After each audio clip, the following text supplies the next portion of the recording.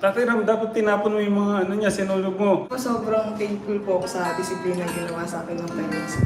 Kasi hindi po ako lalaki ng ganito kung wala po pag-disiplina sa... Pag di mo kami nirap, mas mahihirapan ka.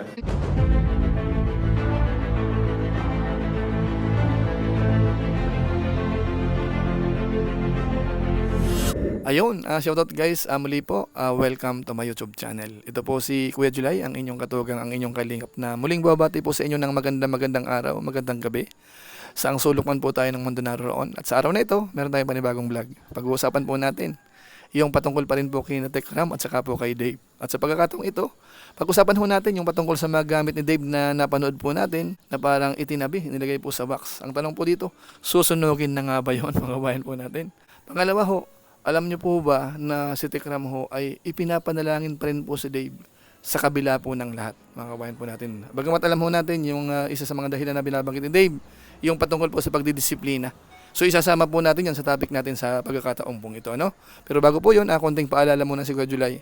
Baka sakaling meron pa po ditong hindi nakasubscribe sa ating YouTube channel, wag natin kalimutan, July Paunil. Tapos pakipindot lang po yung notification bell button para lagi po tayong updated sa aking mga video upload. Tapos yung ating Facebook page po, July Paunil 2.0, pwede po nating i-follow at po pwede po nating i-like.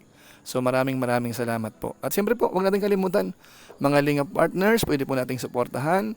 Tapos siyempre, sina Kuya Bal Santos Matubang, Kalingap Rab, at isama po natin sina Tekram ho, suportahan po sana natin.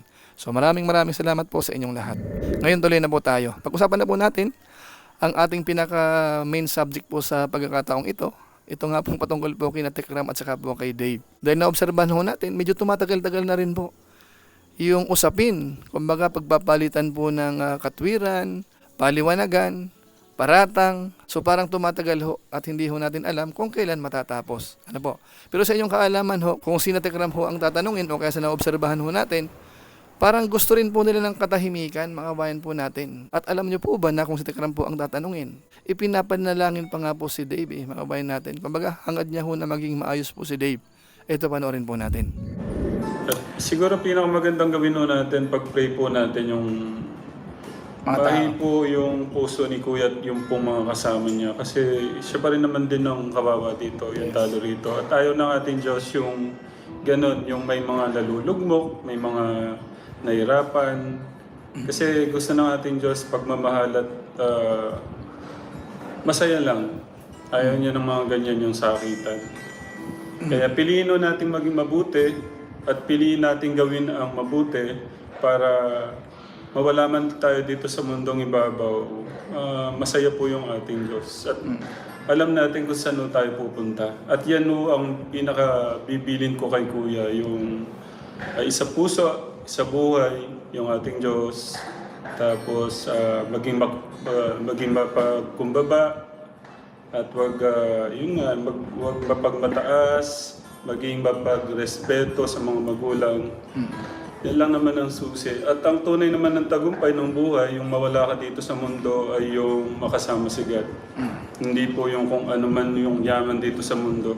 At yung po yung tinatanggal ko sa bata, yung maging palalo, yung makamundong buhay. At doon tayo mapapabuti sa tingin ko kasi. At talaga naman, kasi basta nasa side ka ni God, mapapabuti naman tayo lahat. So yan po mga kababayan po natin, yan po si Tekram. Kumbaga ho yung kalooban niya ho ay inaalala niya pa rin po si Dave. Kumbaga yung ikakabuti pa rin po ni Dave yung nasa puso niya. Ang gusto niya pong mangyari. Sa kabila ho ng lahat. Bagamat siyempre po hindi naman sila umaasa na babalik pa po si Dave. Kumbaga yung sa kanila ho ay ayusin na lang. Maghiwalay po ng maayos. Ano po? Ngayon pangalawa ho, yung patungkol naman po doon sa mga gamit ni Dave na napanood natin. Susunugin na nga ba yun mga kabayan po natin? Alam niyo po ito po ang binanggit po ni Tekram kasi nga po mahalaga rin yun mga kabayan po natin. Panoorin po natin ito. Kaya po may mga nagsasabi, inuulit ko, may mga nagsasabi, Tatay Ram, dapat tinapon mo yung mga ano niya, sinulog mo. Hindi po, hindi ko kayang gawin yon kasi yung mga taong nagbigay po ng mga regalo na yon, kaya pinaghirapan po nila yon. At sabi nga, dugot pawis po nilang pagmamahal po nila kay Kuya yan. Kaya hanggat hindi po siya umaharap dito, iingatan ko po yun. So kung talagang hindi po kami harapin at hindi po kahit magbibigay ng kahit konting pagkilala o pagmamalo sa amin o respeto pala, wag na lang yung pagmamalo, respeto na lang para kasi ang dami ng tanong, nadadagdagan ng nadadagdagan. So ayun po, nandoon po yung pagrespeto ho ni Tekram doon po sa mga nag-donate. Alam nyo ho kasi, hindi ho ganun kadali yun. Makaipon ka ng ganung kadami, nang galing po yan sa iba't ibang sponsor, iba't ibang tao, na kung saan yung ginamit nilang pera sa malamang pinaghirapan po nila yon. Dahil po sa pagmamahal kay Dave, pagsuporta kay Tekram, sila po ay nagpadala, gumastos po sila. Kaya hindi ho po pwedeng baliwalain po yun, at lalong-lalo na hindi po pwedeng sunugin yon. Kaya sa part po ni Dave, dapat pahalagahan niya rin yan. Dapat kunin niya yan. Dahil kung hindi po kukunin yan, ibig sabihin, hindi niya ho pinapahalagahan yung ibinigay po ng mga sponsors. Ano po mga kabayan natin? Bagamat alam po natin na si Dave po talaga ay nasaktan din. Ano po, nagtatampo po siya. Lalo na po yung patungkol po sa pagdidisiplina na para kay Tekram naman ho, yun po ay sa ikakabuti po ni Dave. Ito po, panoorin po natin yung part na yan. Kasi ayaw ko naman dito na may mga mabiktima yung mga kinakasama mo. Yung mga kasama mo ngayon. Yun yung kinakatakot ko. Yung may maano pa sila. Ang dapat kasi nilang gawin yung turuan ka na mali ka ngayon. Na o dapat Kuya Dave, pag humingi ka na ng tawad. Yun lang naman yung solusyon dyan. Humarap ka sa amin, humingi ka ng tawad.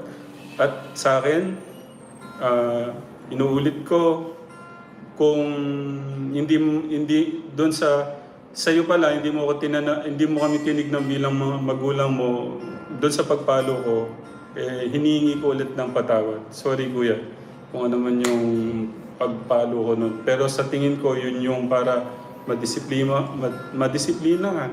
At alam mo kung ano yung pinag-uugutan ko noon kaya minsan sa sobrang siguro alam mo naman sa dami-dami ng ano mo minsan pagka medyo pag napuno na nga yung salo, alam mo naman, pero kung wala namang pinanggagalingan, di naman magagalit si tatay. Yan lang kuya, dalangin ko pa rin, kahit anong ginawa mong sa amin, dalangin ko pa rin yung ikakaganda ng buhay mo. Kasi ayaw ko naman mangyari na darating yung panahon na mahirapan ka at pagdudusahan mo to. Pero hanggat maaga, sa tingin ko, umarap ka na talaga para mawala na sa puso mo yung ano. Pagka talagang hindi mo hinarap yan, pag di mo kami hinarap, mas mahihirapan ka. So yan po mga kabayan po natin, maliwanag po ano. Kumbaga ho, alam natin kasi na-highlight yun eh. Yung para bang yung pagpalo ni Tekram na babanggit dun sa mga paliwanag ni Dave at saka po doon sa mga channel nung nakapaligid po sa kanya. Yun po ang mga sinasabi. Pero dito po, alam natin na yung pagdidisiplina ho, talagang mahalaga po yan. Siguro ho mga kabayan natin isingit ko ho dahil sa Kalingap ho may mga scholar din. Tapos ito kina Tekram ay marami rin po.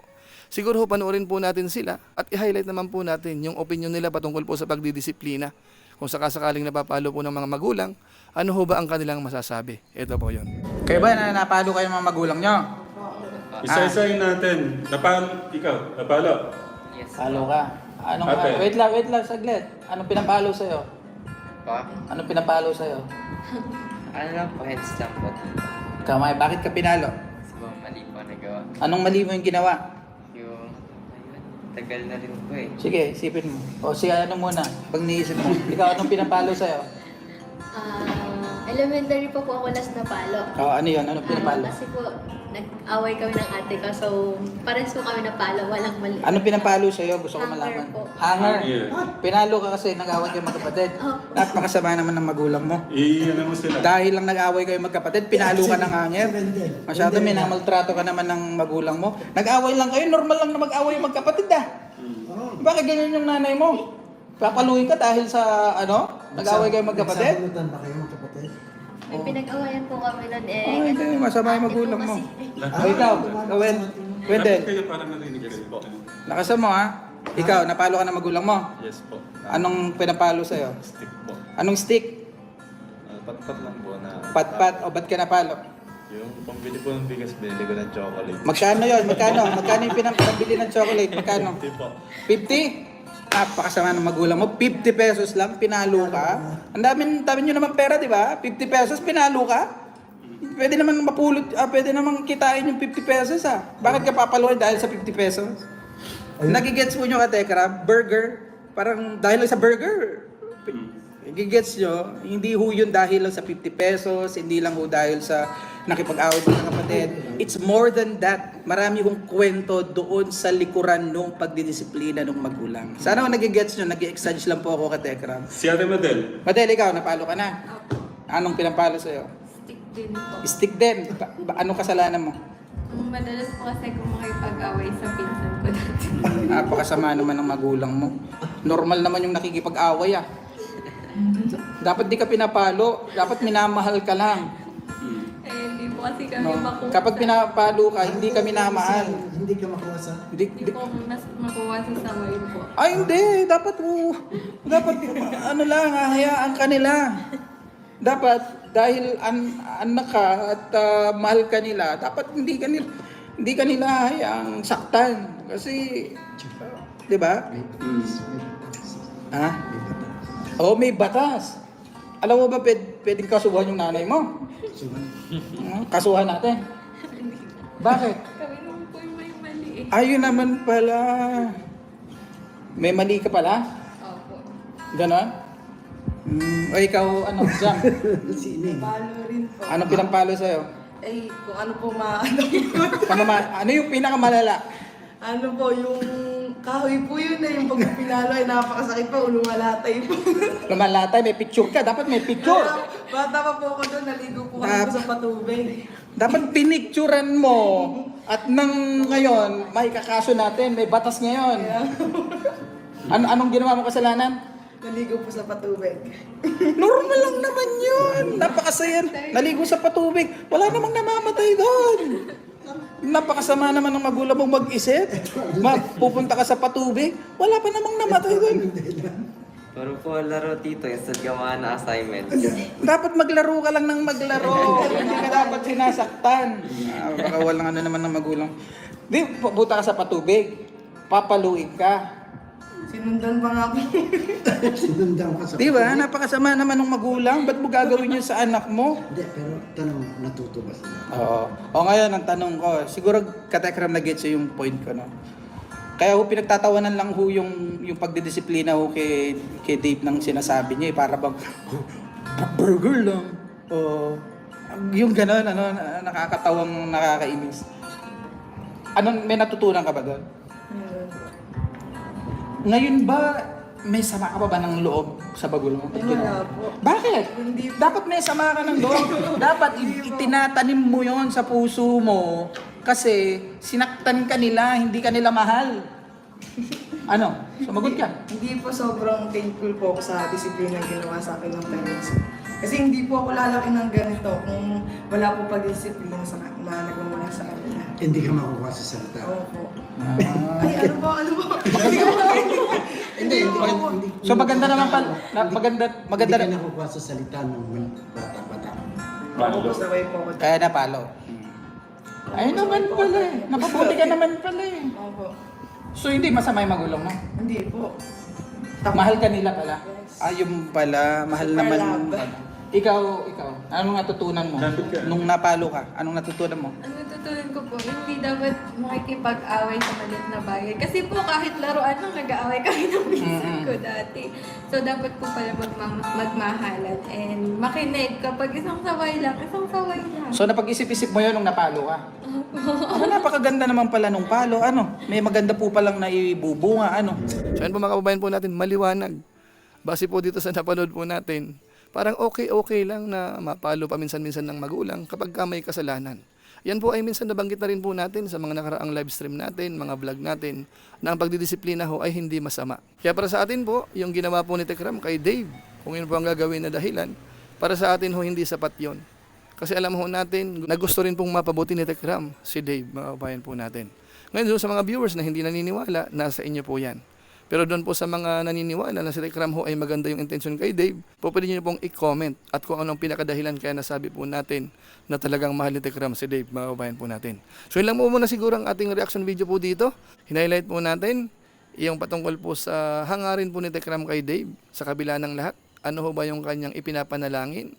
Tapos yung isa pa po, ano nga ba ang marapat gawin doon sa mga gamit na iniwan ni Dave? Tapos siyempre ho, yung pagdidisiplina. Ito nga po ang highlight po natin dito at pinakinggan ho natin yung opinion ho ng iba't ibang scholar po ni Tekram. So maraming salamat po sa inyo na may nakatulong po ito sa mga viewers natin na kung saan ay kahit pa paano neutral po sila. So maraming salamat po sa inyo.